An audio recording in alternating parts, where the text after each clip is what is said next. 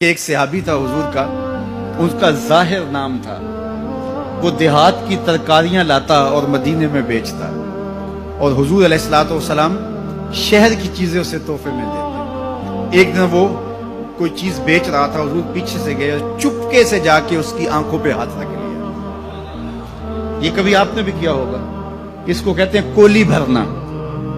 جب آپ کا کوئی گوڑا دوست ہو، بڑا جانی اور جگری، جس سے آپ بڑے فرینگ ہو، تو پھر وہ بیٹھا ہو اور آپ پیچھے سے چپکے سے جا کے اس کی آنکھوں پہ ہاتھ رکھ لیتے ہیں، اور پھر وہ بولتا ہے کہ کون ہے، اور آپ یہ دیکھنا چاہتے ہیں کہ میرا نام کس نمبر پہ آتا ہے۔ بات تو کرتا ہے کہ جناب تجھے یاد رکھتا ہوں، تو آج میں نے ہاتھ رکھے ہیں تو ظاہر اپنے قریبی دوستوں کا نام لے گا، تو میں کس نمبر پہ آتا ہوں۔ تو کسی کی کولی بھرنے کا مطلب یہ ہوتا ہے میں دیکھوں تو صحیح اس کو میرے سے محبت کتنی ہے۔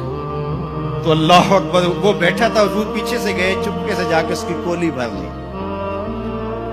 اب حضور کے ہاتھ آنکھوں پہ آئے ہوں اور سینے تک ٹھنڈ نہ گئی ہو، یہ کیسے ہو سکتا ہے؟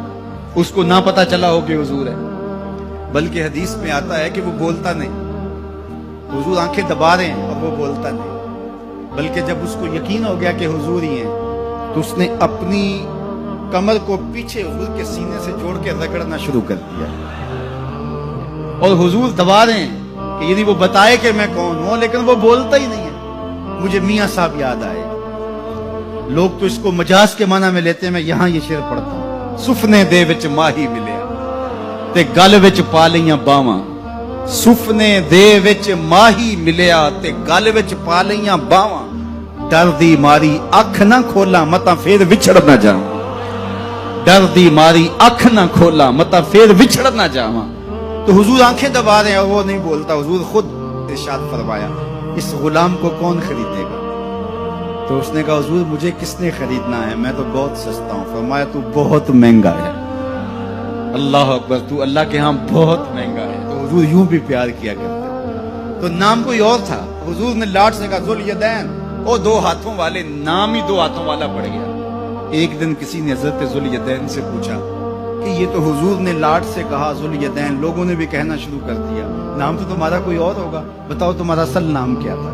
حضرت ذوالیدین بولے میرا اصل نام وہی ہے جو حضور نے رکھ دیا ہے۔ ساری زندگی اپنا نام ہی نہیں بتائے، کہا میرا وہی نام ہے جو حضور نے رکھ دیا ہے۔ حضرت سفینہ رضی اللہ تعالیٰ عنہ، اللہ اکبر، سفینہ کس طرح ان کا نام پڑا؟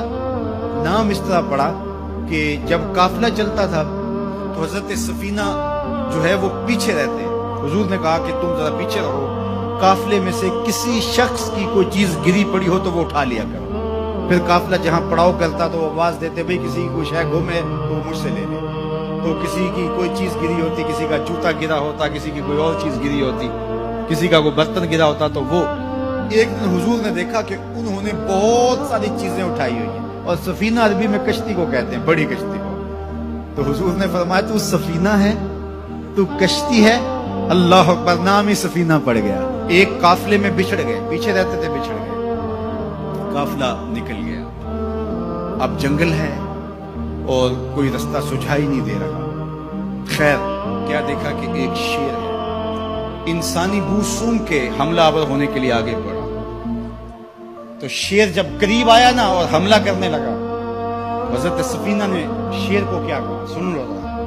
شیر کو مخاطب ہو کہ اس کی آنکھوں میں آنکھیں ڈال کے کہا یا ابل حارث انا مولا رسول اللہ صلی اللہ علیہ وسلم، اے جنگل کے بادشاہ سن، میں رسول اللہ کا غلام ہوں۔